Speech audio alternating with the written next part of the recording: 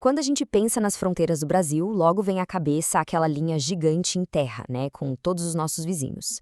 Mas e o mar? Pois é, o Brasil tem outra fronteira, uma que a gente não vê, mas que é gigantesca e super importante para o futuro do país.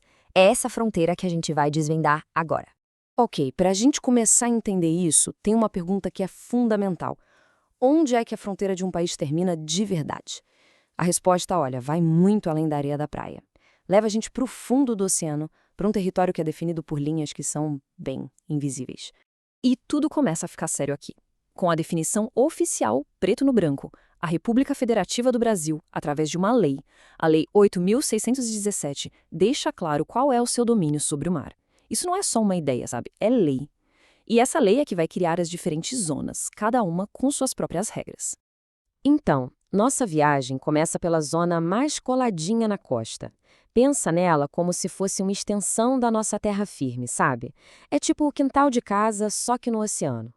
E a primeira demarcação está aqui, 12 milhas náuticas. Para a gente ter uma ideia, isso dá mais ou menos uns 22 quilômetros da costa. Pode parecer pouco, mas a importância dessa faixa é absoluta. Essa primeira faixa tem o nome oficial Mar Territorial. E a palavra-chave aqui que a gente precisa guardar é soberania. Segundo a lei, nos artigos 1º e 2º, aqui o Brasil manda em tudo. É controle total, como se fosse um pedaço de São Paulo ou da Bahia, só que coberto de água. Mas é que tem um detalhe bem interessante, um equilíbrio. Mesmo com a soberania total do Brasil, existe uma regra internacional chamada passagem inocente. O que isso quer dizer? Que navios de outros países podem sim cruzar essa área. A condição é que a passagem seja rápida, sem paradas e, claro, sem ameaçar a paz e a segurança do Brasil. Beleza, vamos avançar um pouco mais para longe da costa. Se o mar territorial é o nosso quintal, a próxima zona funciona mais como uma patrulha de bairro, sabe? Aquela vizinhança que fica de olho. É uma área de fiscalização, de prevenção. E o limite dessa área de proteção vai até 24 milhas náuticas. De novo, essa medida é contada sempre a partir da linha da costa. Essa área é a chamada zona contígua. E o nome já dá uma pista, né? Ela é contígua. Ela começa exatamente onde o mar territorial acaba. A lei define essa área como um lugar onde o Brasil não tem mais aquela soberania total, mas pode fiscalizar para proteger o seu território. Então, o que isso significa na prática?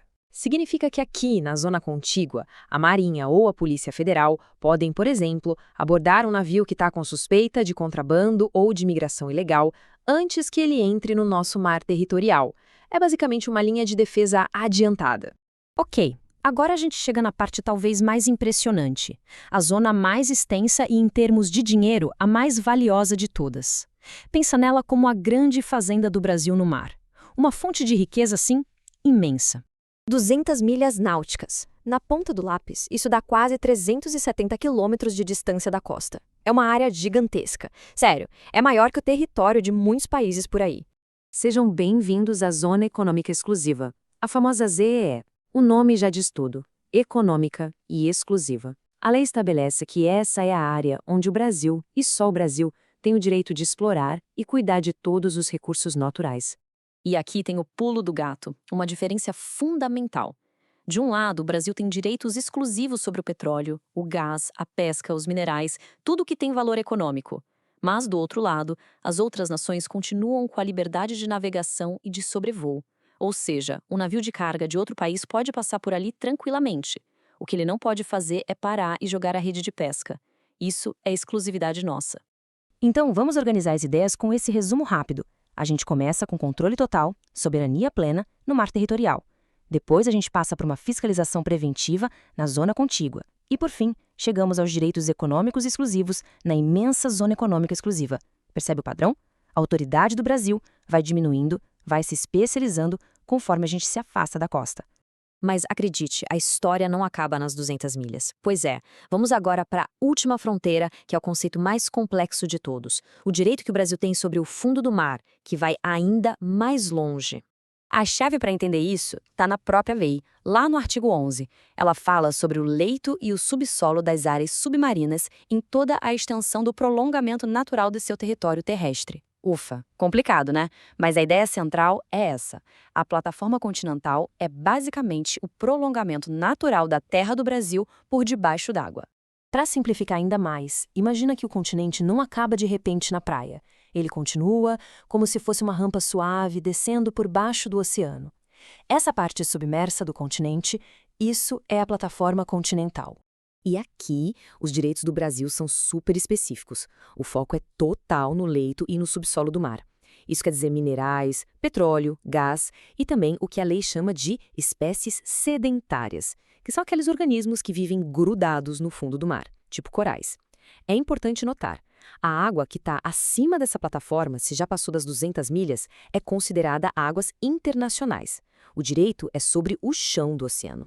Bom, depois dessa viagem toda por leis, milhas náuticas e conceitos geográficos, fica a grande pergunta. No fim das contas, por que tudo isso importa na vida real? Importa porque todas essas linhas invisíveis juntas delimitam um território marítimo simplesmente gigantesco que ganhou o apelido de Amazônia Azul. E o apelido faz todo sentido. É uma área com uma riqueza biológica e mineral que se compara sim à da floresta, é fundamental para a nossa economia, para a segurança alimentar e, claro, para a soberania do país. Então, para a gente fechar os pontos principais que vimos aqui. Primeiro, as fronteiras do Brasil não acabam na praia, de jeito nenhum. Segundo, o poder do Estado vai se transformando, ele diminui conforme nos afastamos da costa. Terceiro, esse controle muda de um poder absoluto para direitos bem específicos de fiscalização e economia. E o mais importante, tudo isso serve para garantir recursos naturais imensos e vitais para o Brasil. E a gente termina com essa reflexão. Estamos falando de um território no mar, que tem uma área quase igual à do nosso território em terra, mais de 8,5 milhões de quilômetros quadrados. A grande questão que fica para o futuro é como o Brasil vai conseguir proteger, explorar de um jeito sustentável e administrar essa Amazônia Azul tão imensa e tão valiosa. A resposta para essa pergunta com certeza vai definir muito do futuro do nosso país.